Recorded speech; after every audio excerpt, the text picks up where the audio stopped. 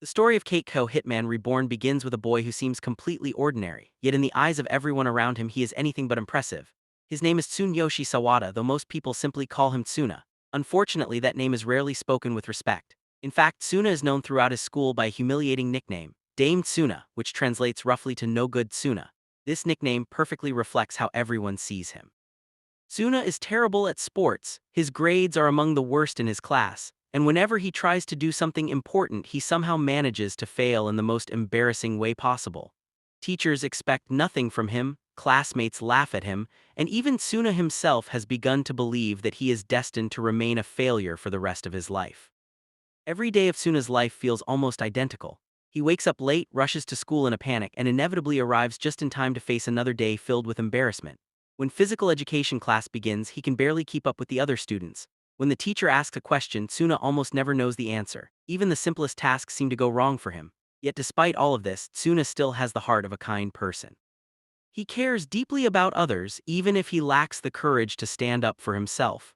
Hidden somewhere inside him is the potential to become something far greater, but at this point in the story, neither Tsuna nor anyone else has any idea that such potential exists. One of the few bright spots in Tsuna's life is a girl named Kyoko Sasagawa. Kyoko is cheerful, friendly, and admired by almost everyone in school. She treats people kindly and always seems to bring positive energy wherever she goes. Tsuna has had a crush on her for a long time, but unfortunately his lack of confidence makes it nearly impossible for him to talk to her normally. Whenever Kyoko greets him with a smile, Tsuna's brain practically shuts down. His face turns red, his words become jumbled, and before he realizes what has happened, the moment is gone. Because of this, Tsuna quietly admires Kyoko from a distance, convinced that someone as amazing as her could never truly notice someone like him. Life continues like this until one ordinary afternoon when Tsuna returns home from school. He expects another typical day filled with homework, awkward family interactions, and thoughts about how unlucky his life seems to be. But when he walks into his house, something completely unexpected is waiting for him. Sitting calmly inside his home is a small baby wearing a black suit and a fedora hat. At first glance, the situation seems absurd. Tsuna stares in confusion, wondering if he is hallucinating or dreaming. After all, why would a baby dressed like a tiny Mafia member suddenly appear inside his house? The baby introduces himself as Reborn. What makes this introduction even stranger is the calm and confident way he speaks. Reborn does not behave like a normal baby at all. His voice is composed, his words are precise, and his presence somehow carries the weight of someone far older and far more experienced than his appearance suggests. According to Reborn, he has traveled all the way from Italy with a very specific mission. That mission is to train Tsuyoshi Sawada to become the next boss of the Vengola Mafia family, one of the most powerful criminal organizations in the world. Naturally, Tsuna believes this must be some kind of ridiculous joke. The idea that he, the most useless student in his entire school, could become the leader of a powerful mafia family seems completely impossible. Tsuna tries to deny the entire situation, insisting that there must be some kind of mistake. However, Reborn does not appear concerned about Tsuna's doubts. In fact, he seems almost amused by Tsuna's reaction. With a calm expression, Reborn simply states that Tsuna is the direct descendant of the Vengola family's bloodline and therefore the rightful candidate to become its 10th boss. Before Tsuna can even process what this means, Reborn pulls out a gun. At this point, Tsuna is understandably terrified. The idea that a baby could be pointing a gun at him makes the situation even more surreal. Reborn then fires a special bullet directly into Tsuna's head. Under normal circumstances, this would be the end of the story, but this bullet is unlike anything Tsuna has ever seen before. It is known as the dying will bullet, a mysterious weapon that triggers a person's final, desperate determination at the moment of death. Instead of dying, Tsuna suddenly explodes into action with incredible energy. His clothes burst apart, leaving him running through the streets in nothing but his underwear while shouting his deepest regrets and desires at the top of his lungs. The dying will bullet forces Tsuna to act on the things he truly wishes he had done before dying. For the first time in his life, Tsuna becomes fearless. He runs faster than he ever thought possible, leaps incredible distances, and boldly declares his feelings without hesitation. Although the scene is both chaotic and hilarious, it marks the true beginning of Tsuna's transformation. Reborn explains that this bullet allows Tsuna to access a hidden power known as the Dying Will Flame, a manifestation of pure determination. When Tsuna is in this state, he becomes capable of performing extraordinary feats that would normally be impossible for someone like him. Unfortunately, this state only lasts for a short time, and once the effect ends, Tsuna returns to his usual timid self. Despite Tsuna's protests and confusion, Reborn officially declares himself Tsuna's private tutor. However, this is no ordinary tutoring job. Instead of teaching math or science, Reborn intends to train Tsuna in the brutal and dangerous world of the Mafia. His goal is simple: transform the most useless student in Japan into a leader worthy of the legendary Vongola name. From that moment forward, Tsuna's life begins to change in ways he could never have imagined. What once seemed like a normal school life slowly becomes filled with bizarre situations, powerful fighters, and dangerous enemies connected to the Mafia world. At the center of it all is the mysterious baby hitman who continues to push Tsuna toward a destiny he never asked for.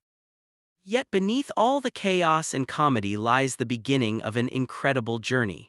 A journey where a boy once known as no good Tsuna will gradually discover courage, strength, and the importance of protecting the people he cares about. And this is only the beginning of the legend of Reborn. After the shocking arrival of Reborn and the first time Tsuna experienced the power of the dying will bullet, his life began to change in ways he never could have imagined. Until that moment, Tsuna's world had been limited to school, homework, and constant embarrassment. But now, without warning, he had been thrown into a secret world filled with mafia families, assassins, and dangerous rivalries. Reborn made it very clear that his mission was not temporary. He had come to Japan for one reason only: to train Tsunoyoshi Sawada to become the 10th boss of the powerful Vongola Mafia family. Of course, Tsuna still refused to accept this ridiculous idea.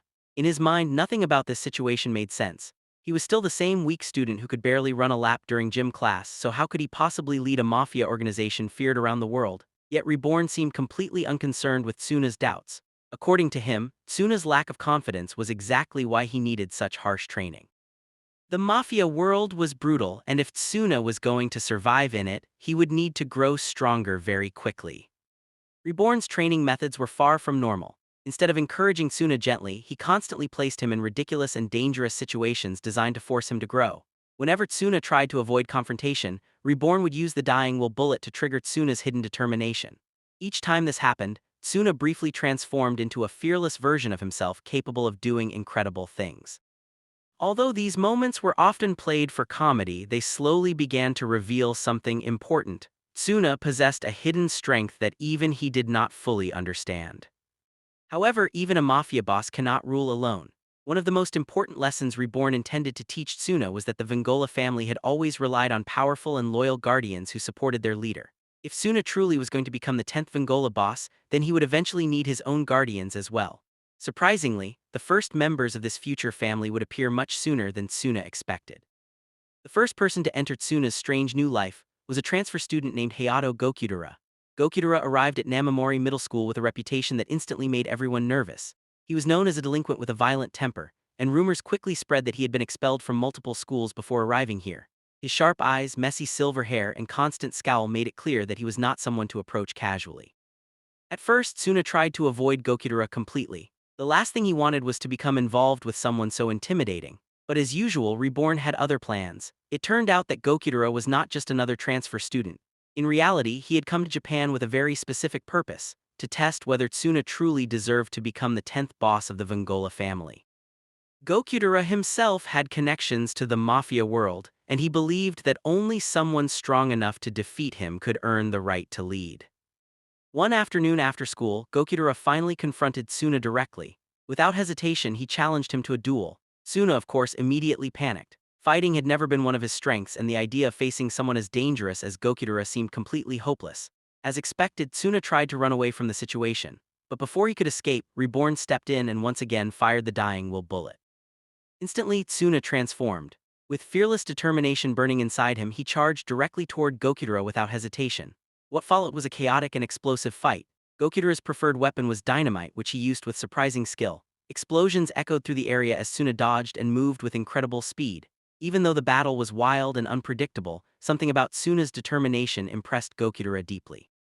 When the fight finally ended, Gokudera realized something important. The timid boy known as Dame Tsuna possessed a hidden courage unlike anything he had expected. Although Tsuna quickly returned to his normal embarrassed self after the dying will state faded, Gokudera had already made his decision. From that moment forward, he declared absolute loyalty to Tsuna. Gokudera proudly proclaimed that he would serve as Tsuna's right-hand man, the most loyal supporter of the future Vengola boss. This sudden declaration shocked Tsuna, who could barely understand what had just happened.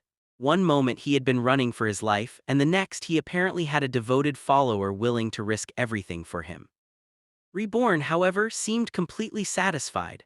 According to him, this was exactly how the Vengola family had always grown stronger.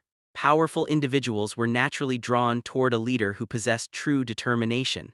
Even if Tsuna did not realize it yet, the process of building his own mafia family had already begun.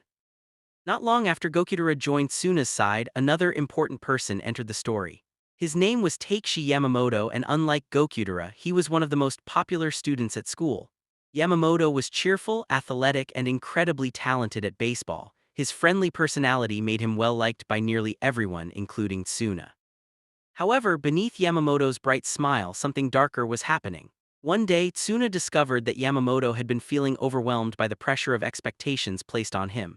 After suffering an injury that threatened his baseball career, Yamamoto began to feel as though his life had lost its meaning. In a moment of deep despair, he even considered ending his own life. When Tsuna learned about this, he was horrified. Despite his usual cowardice, he could not ignore a friend in danger. With Reborn's help and another dramatic use of the dying will bullet, Tsuna rushed to stop Yamamoto before he made a tragic decision. In his fearless state, Tsuna spoke honestly about the value of life and the importance of never giving up. Yamamoto was deeply moved by Tsuna's words. Although he initially misunderstood Tsuna's explanation of the Mafia world, believing it to be some kind of exciting game, he still decided that he wanted to stand by Tsuna's side. From that moment forward, Yamamoto became another loyal member of Tsuna's growing group. With Gokudera and Yamamoto now supporting him, Tsuna slowly began to experience something he had never truly felt before: friendship built on trust and loyalty. Even though he still considered himself weak and unworthy of leading anyone, the people around him were beginning to see him differently. Reborn watched all of this carefully. Every new challenge, every strange encounter, and every unexpected friendship was part of a larger plan. Step by step, Tsuna was being prepared for a future far greater than the quiet life he had once imagined. And although Tsuna still had no idea how dangerous the Mafia world could truly be, powerful enemies were already beginning to notice the appearance of the future Vengola boss. The peaceful days of comedy and training would not last forever. Soon, Tsuna and his friends would face their first truly terrifying enemy, and the battles that followed would change their lives forever. As Tsuna slowly began to adjust to his strange new life under Reborn's relentless and sometimes absurd training, one thing became increasingly clear. The peaceful, mundane days of simple school life were quietly fading into memory. Even when he walked the familiar halls of Namamori Middle School, it was impossible to ignore the changes around him. The people who gravitated toward Tsuna were no longer ordinary students. Each carried something unusual, something that set them apart. Some were strong, others unpredictable, and some so cunning that even adults would hesitate to face them. Reborn insisted that these were not coincidences. Every person Tsuna met was a potential ally, a potential pillar in the future Vengola family. Among all the students in Namamori, one figure stood undeniably above the rest. Kaiui Hibari, the chairman of the disciplinary committee, was a presence that demanded both fear and respect. His title sounded official enough, but it barely captured the true essence of the man. Hibari was more than a student, he was a force of nature within the school. The moment he stepped into the hallways, everything changed. Conversations quieted, footsteps slowed, and the air itself seemed to tense. No one dared challenge him, not because of rules, but because they instinctively understood the consequences. Hibari ruled Namamori with an iron fist. No one broke the rules without facing immediate repercussions, and those who dared test him quickly learned how brutal the outcome could be. Armed with his trademark metal tonfas, Hibari moved through the school grounds like a predator patrolling his territory. Speed, strength, and precision were only a fraction of his abilities. Perhaps more intimidating than his physical prowess was his indifference to authority. Hibari answered to no one, not teachers, not students, and certainly not the whims of organized crime. Tsuna, on the other hand, found Hibari terrifying. The mere thought of interacting with someone so formidable made him nervous. He would rather stay invisible, hope Hibari didn't notice him, and focus on homework and avoiding awkward social situations. Unfortunately, Reborn saw Hibari differently. To him, Hibari was a potential guardian of the Vengola family, a crucial asset in Tsuna's eventual rise as the 10th Vengola boss. According to Reborn, every Vengola leader required a circle of elite protectors, each representing a core strength of the family. Hibari's unmatched combat abilities made him essential. Convincing him, however, would be a monumental challenge. Hibari cared about only one thing, Namamori's peace, and he pursued it on his own terms, completely uninterested in family politics or leadership ambitions. While Tsuna struggled to comprehend this, an ominous development was already unfolding in the shadows. A mysterious group of criminals had begun operating in Namamori, a group far more dangerous than ordinary delinquents. They possessed unusual abilities and connections to a dark, secretive organization notorious for inhumane experiments. Rumors whispered that their leader had endured horrific trials that twisted his mind and body, forging him into a weapon of vengeance. At the center of this storm was Mukuro Rokudo. Calm, intelligent, and terrifyingly cunning, Mukuro was unlike any adversary Tsuna had faced. He wielded the power of illusions, an ability capable of bending reality, manipulating the senses, and attacking the mind. But Mukuro's goals were far from petty crime. He despised the Mafia system itself. Having been subjected to cruel experiments in his youth, Mukuro had grown to believe that the entire world of organized crime was corrupt beyond repair. His mission was clear: dismantle it from within. Mukuro's strategy began subtly. First, the weaker students and local gangs became his pawns. Slowly he spread chaos through fear, using illusions to control perceptions, distort reality, and isolate victims. People began to disappear mysteriously, and rumors of a shadowy, mind-controlling enemy spread like wildfire. Even the boldest delinquents whispered in terror of a force they could neither see nor fight. Hibari, true to his own sense of justice, could not ignore the encroachment. He confronted Mukuro's underlings directly, his tonfas whirling in deadly arcs that made short work of anyone who dared challenge him. Students watched in awe and fear as Hibari decimated gang members with terrifying efficiency. Yet when he faced Mukuro himself, the battle took a chilling turn. Mukuro's illusions were more than tricks, they were psychological weapons. Hibari, despite his unmatched physical strength, struggled against attacks that targeted his mind, distorting his perceptions and exploiting weaknesses he didn't even know existed. For the first time, the unyielding Hibari was forced to yield. Mukuro's victory sent shockwaves through Namamori. If Hibari, the untouchable force of the school, could be defeated, then the enemy they faced was more dangerous than anyone had imagined. Meanwhile, Tsuna's understanding of the world around him deepened. Reborn explained that Mukuro was not just a random criminal, he was a calculated threat to the Vengola family, and Tsuna's existence made him a natural target. Initially, Tsuna recoiled at the idea of confronting someone capable of defeating Hibari. Fear, self-doubt, and his natural aversion to conflict dominated his thoughts. Yet as attacks escalated, affecting his friends and his classmates, Tsuna began to realize a painful truth: running away would no longer protect the people he cared about. This realization marked a turning point in Tsuna's growth. For most of his life, he had been a bystander, someone who avoided responsibility and confrontation. But now, under Reborn's guidance, he began to understand that leadership and the path of a true Vengola boss meant standing firm, even against seemingly insurmountable odds.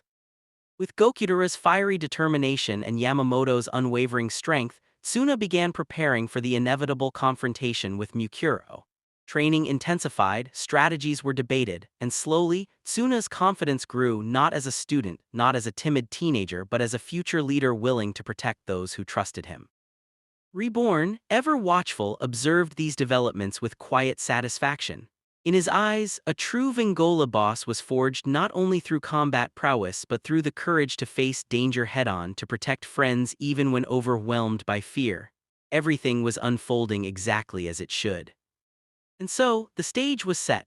Mukuro's dark ambitions loomed ever closer, Hibari's unbroken spirit had been tested, and Tsuna's transformation was only beginning. Soon, the young man who had once been terrified of simple school life would face his first battle that threatened not only his life but the safety of everyone around him. This battle would define him, this battle would awaken the dormant strength within, and, above all, this battle would change everything. The morning sun barely touched the rooftops of Namamori Middle School, but the air was already heavy with tension.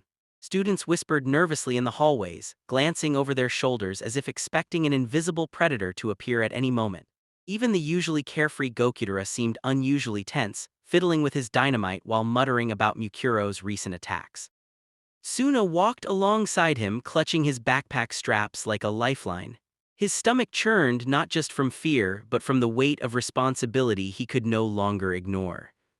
"Tsuna, you know we can't just hide forever, right?" Gokudera muttered, his voice low but sharp.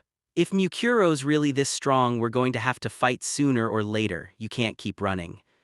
Suna shook his head, eyes downcast. I know, but Hibari got defeated. If he, of all people, can't stop Mukuro, what chance do we even have? Yamamoto, ever calm and collected, approached from the other side, swinging his baseball bat casually on his shoulder. We won't know until we try, he said, smiling. Fear doesn't win fights, strategy does, and that's something Mukuro underestimates. Suna swallowed hard. Strategy sounded reassuring, but it wasn't confidence, not yet. Suddenly, a loud clang echoed from the schoolyard. Students scattered as a figure appeared, walking with casual indifference across the courtyard. Hibari. His tonfas rested against his shoulders, but his expression was unreadable. There were no bruises, no visible injuries, but his eyes were sharper, colder than ever before. Suna froze. Gokudera stepped forward, fidgeting with his dynamite. Hibari, you're okay. Hibari's gaze swept across the courtyard, ignoring Tsuna entirely. They'll be back, he said simply, his voice flat. Mukuro's illusions, they're not just tricks. He's calculating, patient, and he won't stop until Namamori is under his control. Yamamoto frowned. You fought him and you lost. How are you still standing? Hibari shrugged. I survived, that's enough, but surviving doesn't mean winning, not yet. His eyes flicked toward Suna. You, Tsunyoshi Sawada, you're weak, but if you want to survive the next attack, you need to grow up fast, and I won't babysit anyone. Suna flinched at the tone. Weak. The word cut deeper than any blow could, but somewhere inside something stirred, a spark of determination he hadn't felt before. I don't want to be weak, he muttered, barely audibly. I want to protect my friends. Hibari's lips twitched almost imperceptibly. Then start moving like it. The next time Mukuro's group strikes, there won't be warnings, and if you falter, you won't just fail yourself. With that, Hibari turned and disappeared into the school grounds, leaving Tsuna, Gokudera, and Yamamoto standing in the quiet tension that followed. Reborn's tiny voice broke the silence. Good, that was exactly the kind of wake-up call he needed. The infant in the suit bounced on Tsuna's shoulder, his expression unusually serious. You're going to face Mukuro soon, and this time you won't have any choice but to fight. Suna swallowed, feeling the weight of responsibility pressing down on him like a mountain. He could almost feel the eyes of the entire school on him, friends, enemies, and strangers alike. The safety of Namamori, the future of the Vengola family, and the lives of his closest friends were all intertwined with his actions. Over the next few days, the atmosphere in Namamori grew increasingly tense. Strange incidents occurred during lunch breaks, shadows seemed to move independently of their owners, and whispers of Mukuro's illusions circulated among terrified students. Suna trained relentlessly under Reborn's guidance, his confidence growing slowly inch by inch with every failed attempt that forced him to try again. Gokudera and Yamamoto pushed him to his limits, simulating attacks and strategizing countermeasures. Suna began to understand something crucial. Strength alone would not be enough to face Mukuro. He had to sharpen his instincts, trust his friends, and embrace the power that Reborn had been cultivating within him, the dormant, explosive potential of the Vengola flames. Finally, the day came when Mukuro's presence became undeniable. Students vanished from classrooms, screams echoed faintly from empty hallways, and shadows twisted unnaturally in the corners of the school. Suna, Gokudera, and Yamamoto were ready, waiting in the schoolyard where Mukuro had first revealed himself. A calm, chilling voice sliced through the tense air. Welcome, young Vengola heir. From the shadows, Mukuro emerged, his piercing eyes reflecting amusement and malice. You think you can stop me? You, Hibari, anyone in this school, you are nothing but pawns in my game. Suna tightened his fists, his heart pounded not just from fear but from the first taste of resolve.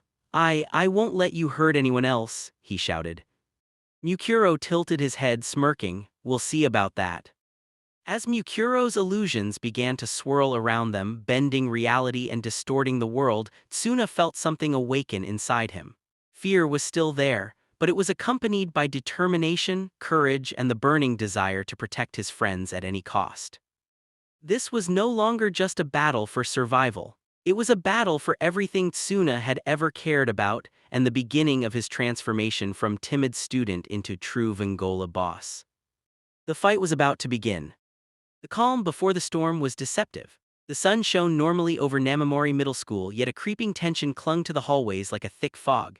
Students whispered in hushed tones, eyes darting nervously toward empty classrooms or shadowed corners.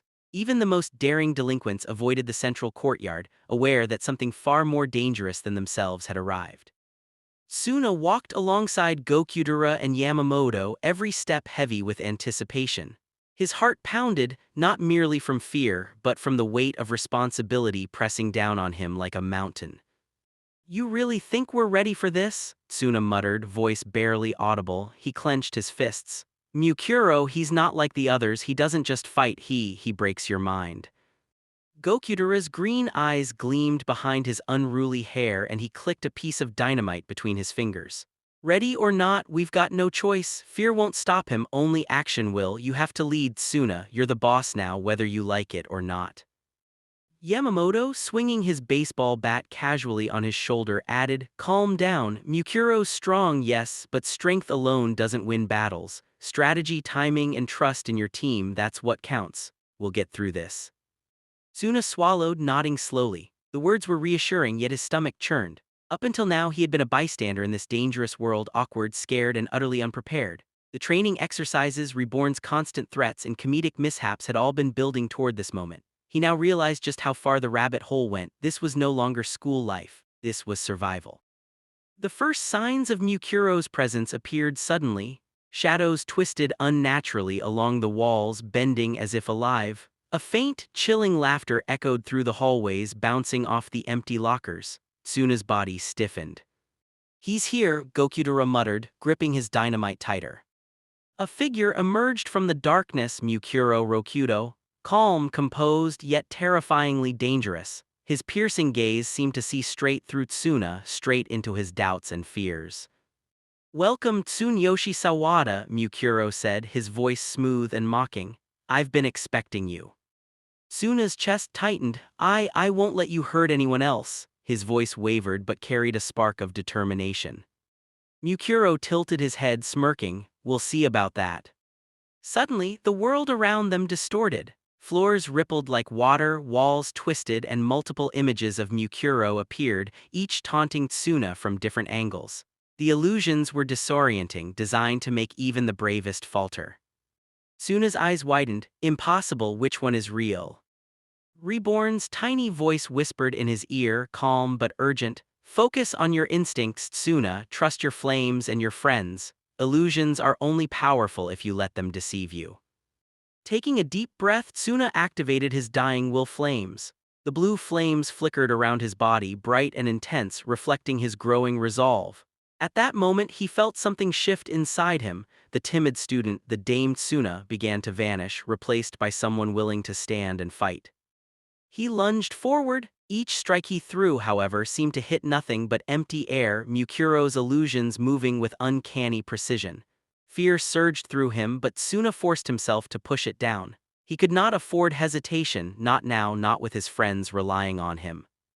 Gokudera and Yamamoto flanked him, taking down Mukuro's minions with explosive and precise attacks.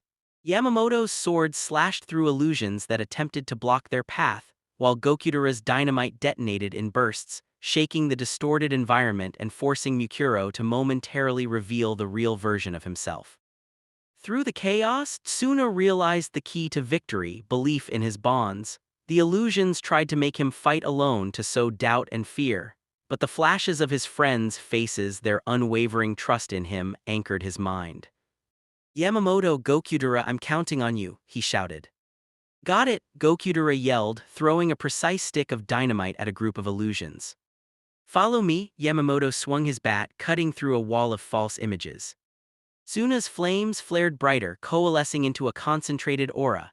Every strike he landed disrupted Mukuro's illusions, clearing the warped space around him. With each step forward, his confidence grew, his movements becoming sharper, faster, more precise. The timid boy who had once run from trouble was now a young leader taking command of the battlefield. Finally, only Mukuro remained. The illusions vanished, leaving the two facing each other. Mukuro's smirk faltered slightly. He had underestimated Tsuna's resolve. "Impressive," Mukuro said, his tone now serious, "but this is only the beginning." Tsuna clenched his fists. I don't care how strong you are, I'm not alone anymore, I fight for my friends and I will win. The final clash was intense. Mukuro's illusions attempted to manipulate Tsuna's mind, showing visions of failure, betrayal, and inadequacy. But Tsuna's newfound resolve acted as a shield. Each strike of the dying wolf flames cut through the illusions, each move precise and deliberate. Step by step, he forced Mukuro to retreat. The enemy's smirk disappeared, replaced by a rare glimmer of respect. When the dust settled, Tsuna stood amidst the wreckage of illusions and debris, panting but unbroken. Gokudera and Yamamoto were by his side, smiling through exhaustion. Reborn hovered on his shoulder, clapping his tiny hands. Well done, you've learned the most important lesson today. A true boss is not defined by power alone but by the trust and protection he inspires. Tsuna looked around at his friends, the school, and the battlefield they had survived together. For the first time, he felt the weight of responsibility and the surge of true courage. He was no longer a bystander. He was becoming the Vengola boss he was meant to be. The Mukuro arc had ended for now, but Tsuna knew this was just the beginning. The Mafia world was vast, dangerous, and full of enemies far stronger than himself. Yet, for the first time, he felt ready. The timid student who had once feared the simplest challenges had been transformed into a leader, ready to face the trials ahead. Inamamori would never be the same again. The events leading up to Tsuna's first real confrontation had been building slowly but steadily. Up until now, Tsuna had been more of a spectator in the dangerous world that Reborn had thrust him into. Comedic mishaps, awkward encounters, and training exercises had all prepared him for this moment without him even realizing it. But the arrival of Mukuro Rokudo and his followers marked a turning point. What had started as a relatively light-hearted story about a useless student and his tiny mafia tutor now transformed into a story of survival, courage, and responsibility. Mukuro, with his formidable powers of illusion and mind manipulation, had taken control of parts of Namamori, terrifying the students and causing chaos. Hibari's defeat by Mukuro made it painfully clear that this enemy could not be underestimated. No longer was this just a test of Tsuna's courage. This was a battle for his friends, his school, and ultimately his future as a mafia boss. Reborn, ever calm and calculating, began preparing Tsuna for the fight. He explained the rules of engagement and the significance of what was about to happen. The mission was no longer about training Tsuna for his own sake. It was about survival. The mafia world, Reborn reminded him, was cruel. Only those who could confront fear head-on and protect those they cared about could hope to survive and grow. The first step of the battle involved understanding Mukuro's powers. Mukuro was able to create illusions so realistic that he could manipulate perception, trick enemies, and even make them fight themselves. The challenge for Tsuna and his friends was not merely physical strength, it was mental resilience. To defeat Mukuro, they would need to believe in themselves, trust each other, and act with absolute clarity despite the disorienting illusions. Tsuna's first encounter with Mukuro was chaotic. Using his dying will flames, Tsuna fought against Mukuro's illusions and initially struggled to land any meaningful attack. He was frightened, unsure, and overwhelmed by the enemy's ability to warp reality. The fight exposed Tsuna's weaknesses, his indecisiveness, lack of confidence, and inexperience. But it also revealed something else, a spark of leadership. Even in moments of fear, Tsuna was determined to protect his friends, a quality that would define him as the future boss of the Vengola family. Gokudera, with his explosive dynamite skills, and Yamamoto, with his lightning-fast sword techniques, acted as Tsuna's support. Together, the trio faced Mukuro's minions, each encounter testing their resolve and forcing them to adapt rapidly. Reborn watched silently, letting Tsuna struggle because he knew that true growth came only when a student confronted challenges head-on. As the battle progressed, Tsuna began to experience the true potential of the dying will flames. No longer merely a tool for comedic mishaps or temporary empowerment, the flames became a symbol of his resolve. When Tsuna activated them fully, he moved faster, struck harder, and coordinated with Gokudera and Yamamoto in ways he had never imagined possible. It was clear even to the bystanders that something extraordinary was happening. The timid student once called Dame Tsuna was beginning to take shape as a leader. The turning point came when Tsuna realized the key to defeating Mukuro was not simply attacking, but believing in the bonds he had formed with his friends. His determination and trust created an aura of strength that disrupted Mukuro's illusions. Step by step, Tsuna and his team overcame the deception, breaking through Mukuro's control and confronting him directly. Finally, in a climactic showdown, Tsuna faced Mukuro one-on-one. The fight was intense, testing every ounce of courage and strength Tsuna had gained. Mukuro's illusions tried to manipulate Tsuna's mind, showing him visions of failure, of betrayal, and of his own inadequacy. But Tsuna's newfound confidence, fueled by his desire to protect those around him, allowed him to see through the tricks. Using precise attacks with the dying will flames, he forced Mukuro to retreat, marking his first major victory in the Mafia world. This victory was not just a win over Mukuro, it was a turning point for Tsuna himself. He had learned that leadership required courage, decisiveness, and the ability to inspire trust. He had faced fear directly and protected his friends in the process. From that moment onward, Tsuna was no longer merely a weak student, he was the beginning of a true Vengola boss. After the battle, Reborn emphasized the importance of these lessons. A boss is not defined by strength alone, he explained. It is defined by the people he protects and the trust he inspires. Tsuna now understood that his journey was just beginning. Every step forward would bring new allies, more dangerous enemies, and challenges that would test not just his strength but his character. The Mukuro arc, while ending in a temporary victory, set the stage for the next phases of Tsuna's development. It introduced him to the realities of the Mafia world, taught him the importance of trust and friendship, and showcased the first glimpse of the power he could achieve through the dying will flames. From this point on, Tsuna's life would never be ordinary again. The comedic beginnings of his story had transformed into a narrative of courage, responsibility, and the forging of a leader who would one day command one of the most powerful Mafia families in the world. After defeating Mukuro, Tsuna felt a mix of relief and unease. Victory had been sweet, but it brought with it a weight he had never known. Every decision, every step seemed heavier, and he realized that the battles ahead would test not just his strength, but his ability to lead. Reborn, ever precise and unyielding, reminded him that a true boss required more than power. He needed loyalty, trust, and the ability to inspire confidence rather than fear. To help Tsuna grow, Reborn introduced the Vengola rings, mystical artifacts that bound the boss and his guardians together. Each ring represented a unique element and granted its wielder extraordinary abilities, while also serving as a symbol of loyalty and unity. The rings were not merely tools for combat, they were the key to the power of the Vengola family, and the strength of the bond between the boss and his guardians would determine the family's survival. Tsuna's first guardians were already familiar. Gokudera, the explosive strategist whose impulsive nature often clashed with Hibari, the fiercely independent enforcer who ruled Namamori's streets with unmatched strength and agility, and Yamamoto, the cheerful swordsman with lightning-fast reflexes who often acted as a mediator between the two. Together, they formed the foundation of Tsuna's emerging Vengola family, but their differences highlighted the challenges of leadership. Reborn emphasized that being a boss was about more than combat. It was about uniting people, resolving conflicts, and making critical decisions under pressure. Just as Tsuna began to understand this, news arrived from Italy. The Varia, the elite assassination squad of the Vengola family, had issued a challenge. Led by the ruthless and charismatic Xanxus, the Varia sought to claim the Vengola rings and assert that Xanxus, not Tsuna, was the rightful 10th boss. Their challenge was brutal, a series of deadly battles that would test strategy, courage, and unity, rather than just raw strength. Tsuna, who had once been timid and indecisive, now faced the monumental task of preparing for these battles. Under Reborn's guidance, training intensified. He worked tirelessly to master the synchronization of his dying will flames with the Vengola rings, learning to coordinate his abilities with his guardians. The team drilled relentlessly, hunting combat techniques, practicing coordinated attacks, and preparing for high-stress situations that would simulate the chaos of real battles. During this time, Tsuna also learned to manage the personalities of his guardians. Gokudera's recklessness often provoked Hibari's disdain, while Yamamoto tried to mediate and keep the team balanced. Tsuna's growth as a leader depended not only on his combat skills, but on his ability to inspire trust, maintain discipline, and foster teamwork. The first encounters with the Varia were intense and unforgiving. Each member was a master of combat and strategy, pushing Tsuna and his guardians to their limits. Gokudera unleashed his explosives with devastating precision, Yamamoto's swordsmanship cut through enemy defenses, and Hibari's unmatched strength held the line, protecting his comrades. Tsuna, synchronizing his flames with the Vengola rings, orchestrated their movements with increasing confidence, directing their combined power in ways that amplified their abilities.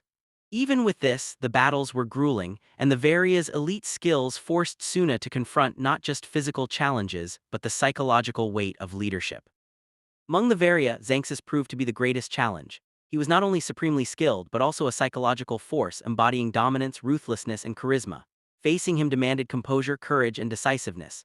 Tsuna had to protect his guardians, maintain his strategy, and continue to demonstrate the qualities expected of a true boss.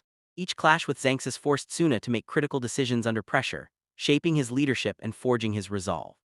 Slowly, the timid, indecisive student began to transform. He realized that leadership required more than strength. It demanded trust, quick thinking, and the ability to inspire those around him to fight as one unit. As the battles progressed, Tsuna's growth became undeniable. He no longer hesitated or relied solely on instinct. Every action and decision was deliberate. The Vengola rings, a symbol of unity and power, amplified not only his abilities but also the harmony of his team. By the end of the Varia arc, Tsuna had proven himself worthy of the Vengola rings and earned the unwavering loyalty of his guardians. The once comedic, hesitant student had emerged as a promising young leader capable of standing at the forefront of an elite Mafia family. The arc concluded with a sense of triumph, but also with the knowledge that greater challenges awaited. Tsuna now faced a world of international Mafia conflicts, dangerous adversaries, and the ongoing test of his courage, wisdom, and leadership. From this point on, his journey was no longer about survival or timid attempts at heroism. It was about fulfilling his destiny as the 10th Vengola boss, a leader capable of uniting his team, inspiring loyalty, and confronting threats that would define the future of the Vengola family. As Tsuna prepared for the Varia battles, the tension within his team grew palpable. Each guardian carried not just their own strengths, but their own doubts and fears. Gokudera, brimming with confidence in his explosive skills, often acted before thinking, creating potential risks for the team. Hibari, proud and fiercely independent, disliked being told what to do, insisting he could handle threats alone. Yamamoto, ever cheerful, tried to maintain morale while ensuring that strategy was not lost amidst their clashes. Tsuna observed them closely, realizing that leadership meant more than issuing commands. It meant understanding their personalities, mediating conflicts, and fostering trust. Slowly, he began to assert himself, making decisions that balanced power, timing, and the unique abilities of each guardian. Reborn watched silently, knowing that the growth Tsuna displayed in these moments would define the kind of boss he would become. First skirmishes with the Varia revealed the scale of the challenge. Each battle tested the Guardians' limits, forcing them to adapt and cooperate in ways they had never done before. Tsuna learned to anticipate enemy movements and issue instructions in the heat of combat, sometimes relying entirely on instinct and intuition. His flames, synchronized with the Vengola rings, allowed him to amplify his Guardians' abilities, creating combinations that stunned even the highly trained assassins of the Varia. Explosives and lightning-fast sword strikes became perfectly timed. Hibari's ferocious attacks covered gaps in their defense.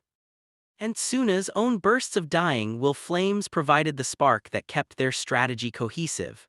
Even minor victories in these early battles reinforced the importance of teamwork, showing that individual skill alone could never match the power of unity under a competent leader.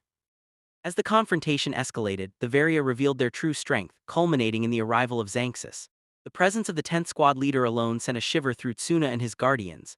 Xanxus was a storm of raw power and intimidating presence. He radiated dominance, demanding respect not through words but through sheer skill and will. Each clash with him tested Tsuna on every level: his combat ability, his leadership, and his mental resilience. Tsuna learned that a boss could not act impulsively, even when facing overwhelming force.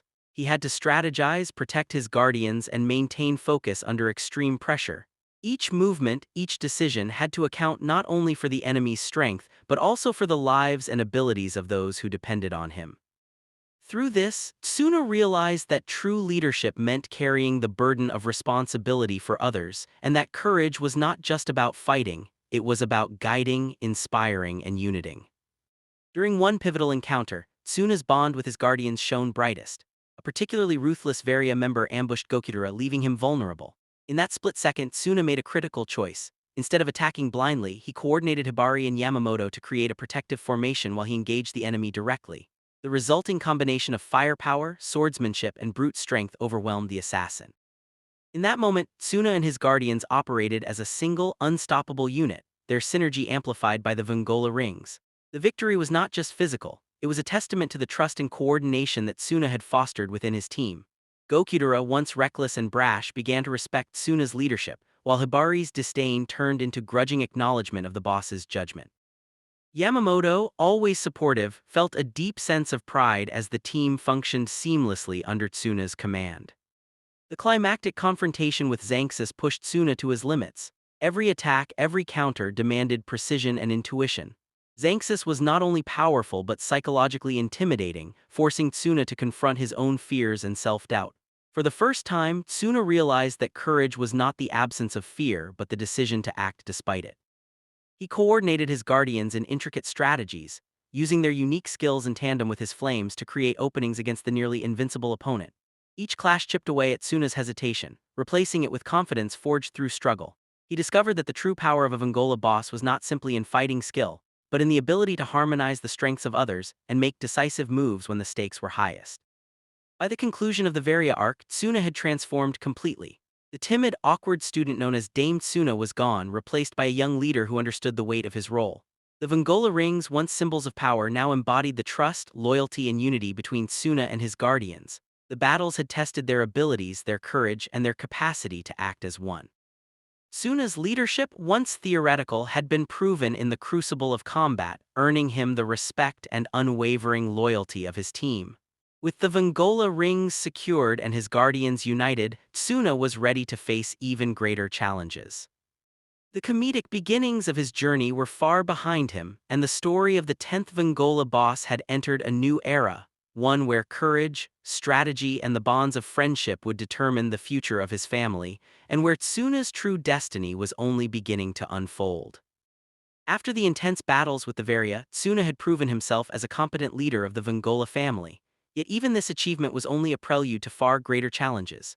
Reborn, ever aware of the world beyond Namamori, introduced a new and unprecedented test, the future arc. Tsuna, still grappling with the weight of his responsibilities, initially underestimated the severity of what was to come. Reborn's calm demeanor hid the gravity of the situation, and the young boss in training soon realized that the challenges ahead would test not just his combat skills but his very understanding of leadership. The future arc began with a shocking twist. One ordinary afternoon, Namamori seemed to shimmer strangely, and in the blink of an eye, Tsuna, his guardians, and a few trusted allies were transported 10 years into the future. What greeted them was a Namamori unrecognizable from the city they had known.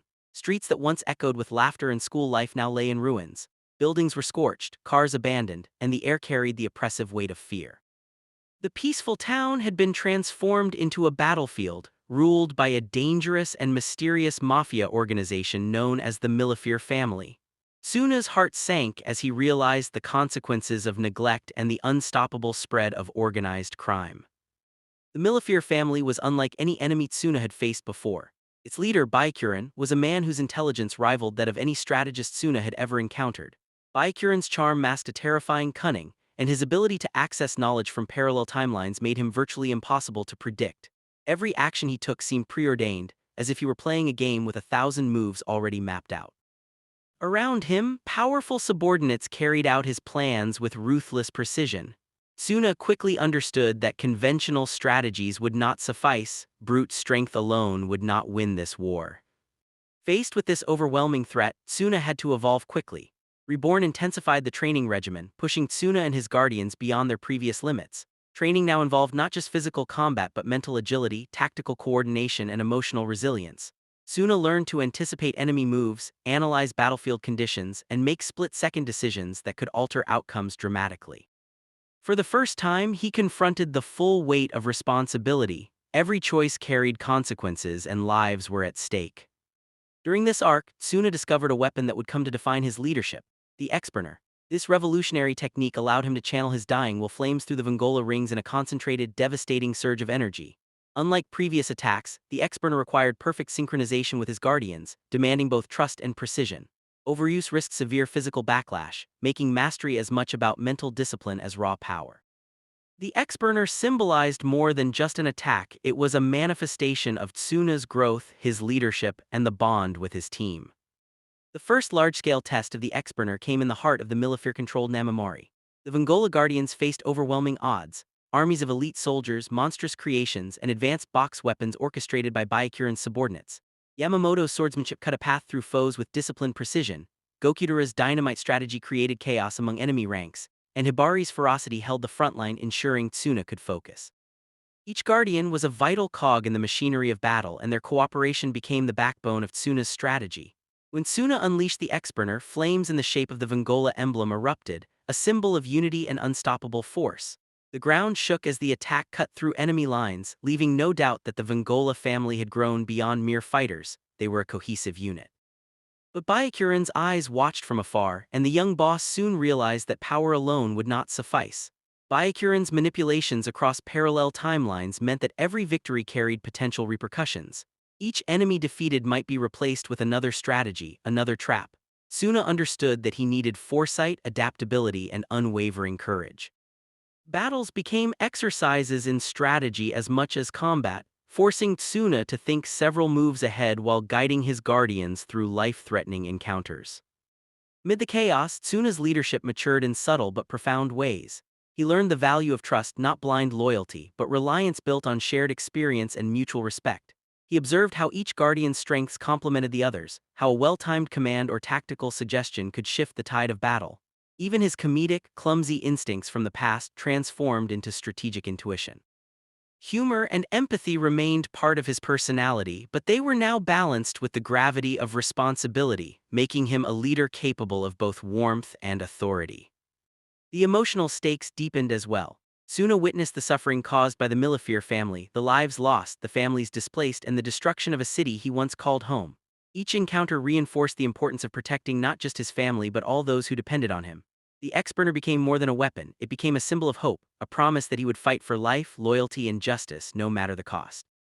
By the end of the initial battles of the future arc, Tsuna had transformed remarkably. He had mastered the ex-burner, honed his strategic thinking, and strengthened the unbreakable bond with his guardians. They were no longer merely fighters under his command, they were a united front, capable of facing threats beyond anything they had imagined. Yet Reborn reminded Tsuna that mastery of power alone was insufficient. To truly protect the Vongola family and defeat Byakuran, he would need to fully embrace the responsibilities of leadership, balancing strength with wisdom, courage with caution, and strategy with compassion. The future arc thus marked a pivotal evolution in Tsuna's journey. From a timid, clumsy student, he had become a young man capable of commanding respect, inspiring loyalty, and wielding unparalleled power. The ex-burner was the external manifestation of his growth, but the true transformation was internal. Tsuna had begun to understand what it truly meant to be the head of a legendary Mafia family. His trials had just begun, and the future arc would continue to push him beyond limits, shaping him into a leader prepared for challenges far greater than the world he had once known. As the days in the ravaged Namamori unfolded, Tsuna's role as a leader deepened beyond combat and strategy. The Vongola Guardians, once companions bound by circumstance, became an extension of his will, each reflecting a facet of his leadership. Yamamoto's steadfast discipline, Gokudera's inventive recklessness, Ryohei's raw courage, and Hibari's unyielding strength were no longer simply their own. They were parts of a coordinated whole, synchronized by Tsuna's growing intuition and tactical acumen. Even the quieter moments, brief respites from battle, became exercises in understanding his team, listening, observing, and anticipating needs that had not yet been voiced. Tsuna realized that true leadership was not simply giving orders, but shaping an environment where every guardian could flourish while working toward a common goal. The shadow of Byakuran loomed ever larger, his knowledge of parallel timelines making him an adversary of almost preternatural foresight. Each engagement was a lesson in patience and adaptability. A seemingly minor decision could ripple across the battlefield, producing consequences Tsuna had to predict and counteract. In these moments, Reborn's guidance shifted from instruction to subtle nudges, forcing Tsuna to rely on his own judgment. The young boss learned to weigh risks against the lives of those he led, to balance aggression with prudence, and to act decisively even in the face of uncertainty. Each small victory, each strategic maneuver reinforced a vital truth. Leadership was measured not just in power or victory, but in the ability to bear responsibility for every outcome. Tsuna's mastery of the ex-burner grew alongside this evolving wisdom. No longer merely a destructive force, it became a tool of precise intervention, a technique that could turn the tide in the most dire situations.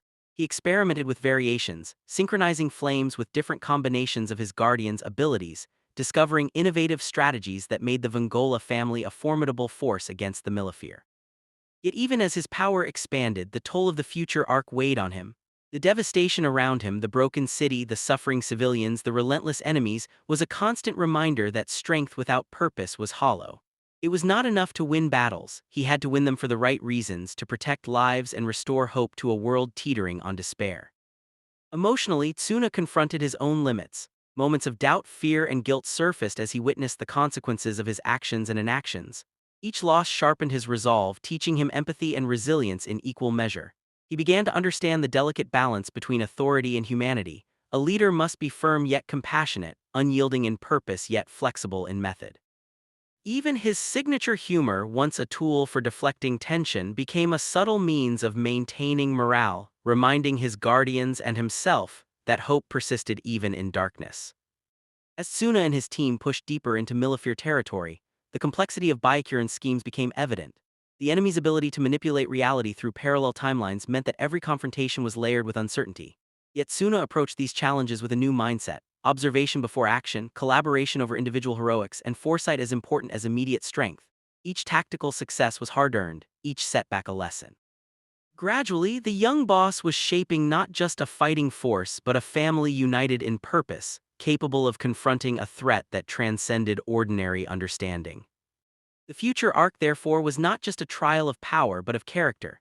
Tsuna's evolution was holistic. His physical abilities had grown, his strategic mind sharpened, and his emotional resilience strengthened.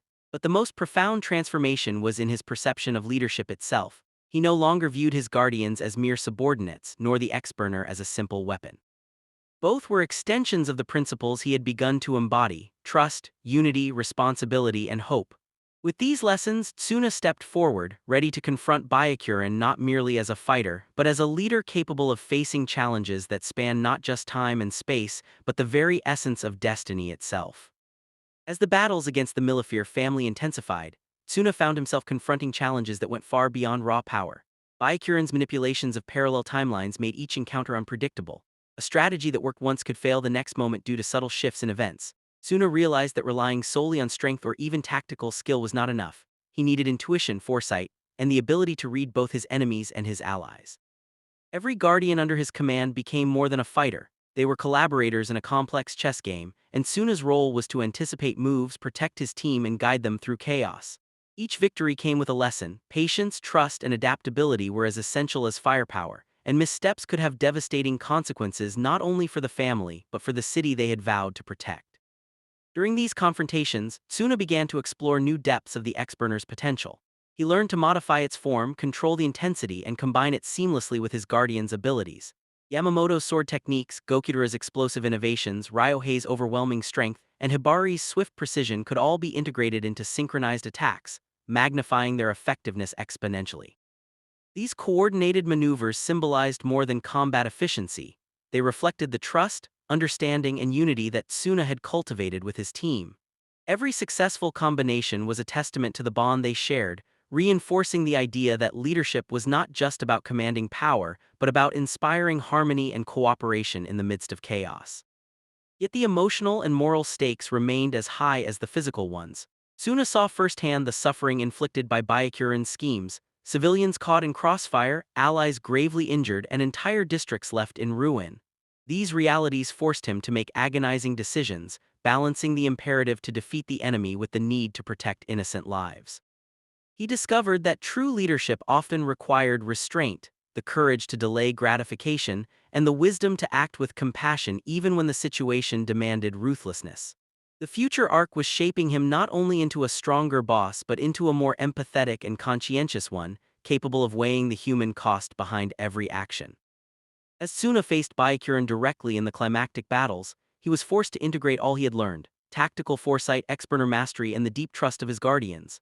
Byakuran's seemingly infinite strategies tested every aspect of Tsuna's growth, pushing him to innovate, adapt, and confront his fears head-on. It was not enough to react. Tsuna had to think ahead, anticipate countermeasures, and exploit weaknesses without hesitation. In these moments, the lessons of teamwork, resilience, and responsibility crystallized. Each decision Tsuna made, each coordinated attack, and each protective maneuver reflected the transformation he had undergone.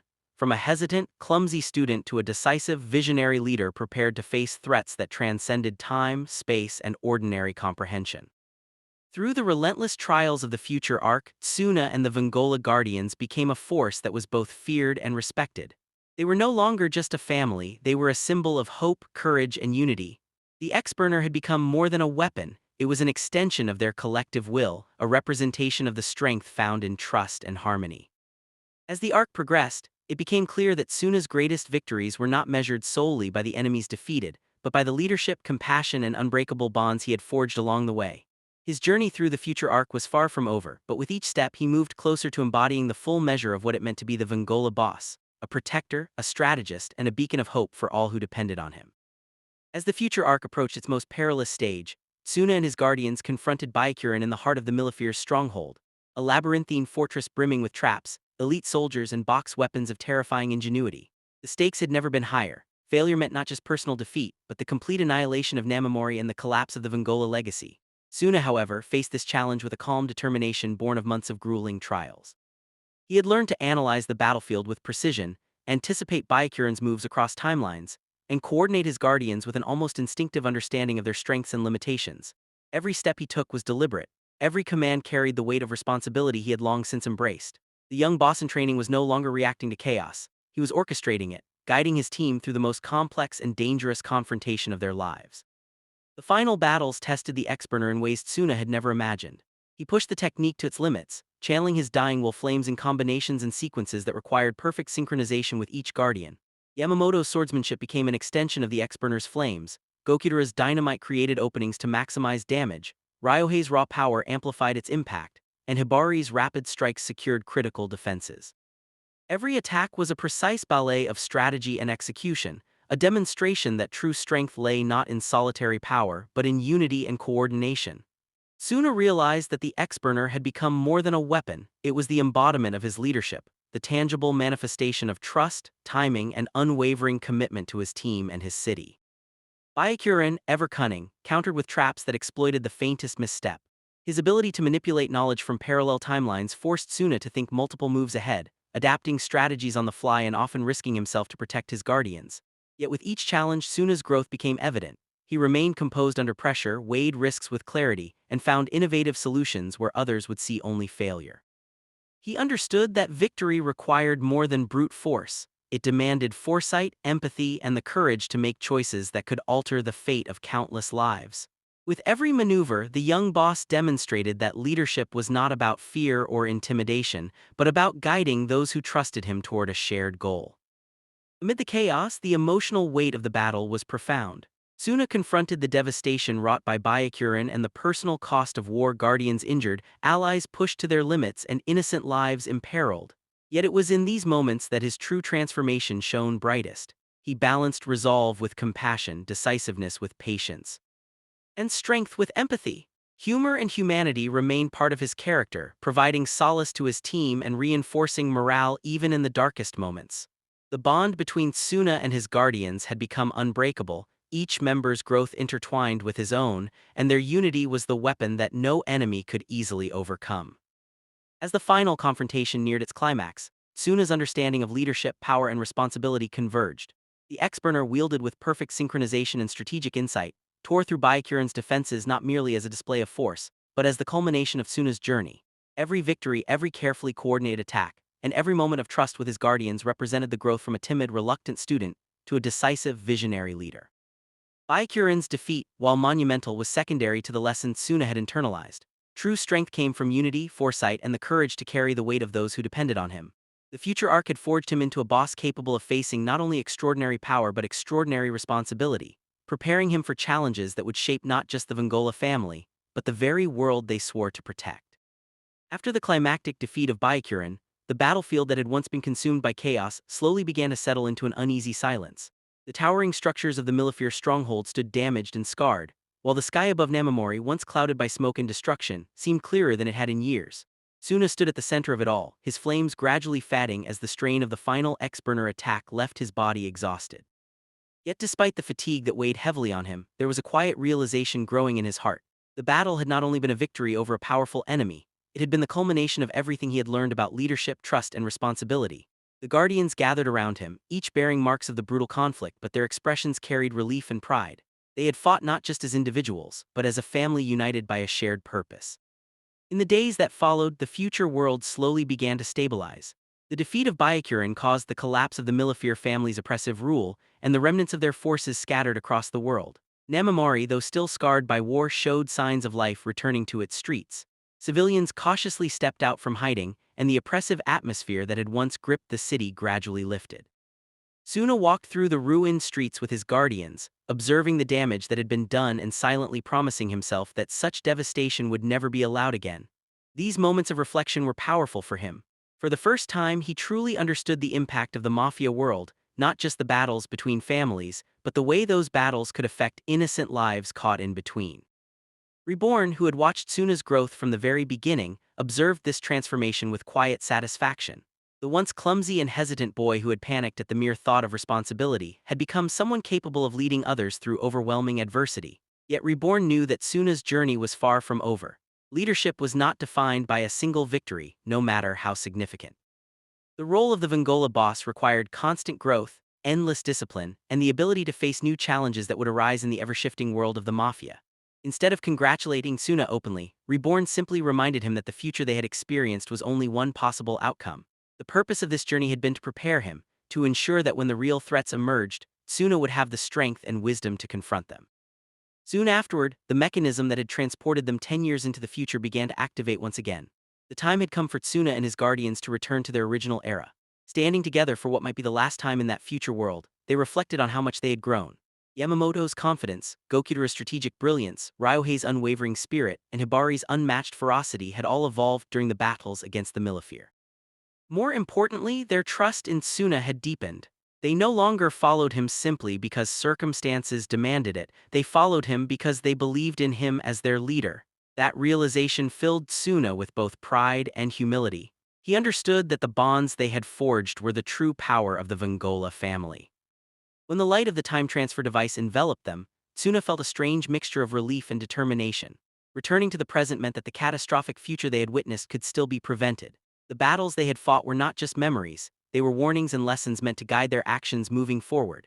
As the world around them shifted and the familiar sights of their own era returned, Tsuna looked at his guardians with renewed resolve. The future arc had shown him the consequences of weakness, hesitation, and disunity. Now, back in the present, he was determined to grow stronger alongside his friends so that the dark future they had witnessed would never come to pass. Back in Namamori's peaceful streets, everything appeared almost unchanged. Students walked to school, shops were open, and laughter once again filled the air. Yet for Tsuna and his guardians, the world felt different. They carried the memories of a war-torn future and the knowledge of what they were capable of becoming. Tsuna, once known as Dame Tsuna, the hopeless student who could barely succeed at anything, had taken the first real steps toward becoming the true leader of the Vengola family. His journey was far from finished, but the trials of the future arc had forged within him the courage, wisdom, and compassion necessary for the path ahead.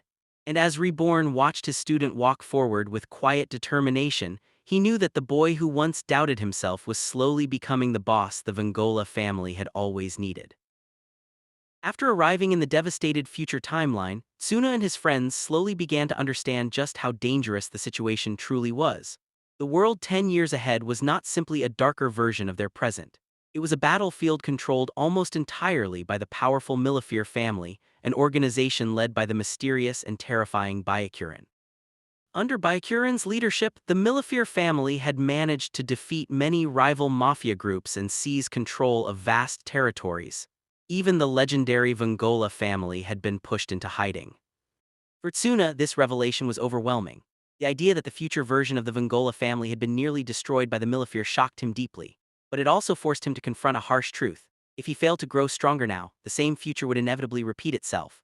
Reborn reminded him that the purpose of sending them into the future was not just to survive, it was to train them, to prepare them for the war that awaited them both in this timeline and in their own present. One of the most important discoveries during this time was the use of box weapons, a revolutionary technology developed by the Mafia families. These weapons were small, sealed boxes that contained powerful creatures or tools that could only be activated using the user's dying will flames. Each box weapon was unique, and its power depended heavily on the strength and compatibility of its owner. For Tsuna and his guardians, learning to use these box weapons was essential. Without them, they would stand little chance against the highly trained Mafia soldiers who had already mastered this technology. Under intense training, each member of Tsuna's group began unlocking their own box weapon. Gokura's box weapon manifested as a powerful storm creature capable of supporting his explosive fighting style. Yamamoto, whose swordsmanship had already reached incredible levels, gained a box weapon that complemented his calm yet deadly approach to combat. Even Hibari, who had always preferred fighting alone, obtained a box weapon that reflected his fierce and independent nature. These weapons were more than simple tools, they symbolized the unique abilities and personalities of each guardian. Reborn explained that the Vengola guardians were not meant to be identical soldiers. Instead, each one represented a different aspect of strength that, when combined under the leadership of the boss, created an unstoppable force. As Tsuna and his friends trained with their new powers, the Mafia family began launching increasingly aggressive attacks. Small skirmishes quickly turned into intense battles as elite Mafia fighters appeared, each equipped with their own devastating box weapons. These confrontations forced Tsuna's group to apply everything they had learned, from coordinated team attacks to advanced strategies that relied on trust and timing. During one of these battles, Tsuna demonstrated how much he had grown since the early days when he could barely stand up for himself. Instead of panicking, he analyzed the battlefield carefully. He directed his guardians, coordinated their movements, and used his experter technique at the perfect moment to break through the enemy defenses. Watching Tsuna command his team with confidence, even his guardians were surprised by how much he had matured. Yet despite these victories, one shadow remained over every battle: the presence of Byakuran. Unlike other enemies who rushed into combat, Byakuran preferred to observe from a distance. With his ability to access knowledge from countless parallel timelines, he seemed almost amused by Tsuna's efforts. To him, the young Vengola boss was simply another variable in a game he had already seen play out many times. This psychological pressure made the conflict even more intense. Tsuna knew that defeating ordinary soldiers was not enough. The true enemy was Byakuran himself, and overcoming him would require more than just strength. It would require determination powerful enough to break through the fate that Byakuran believed he controlled. Meanwhile, the bonds between Tsuna and his guardians continued to grow stronger. Gokudera's loyalty to Tsuna became even more fierce as he saw firsthand how much his boss had changed. Yamamoto's calm optimism helped keep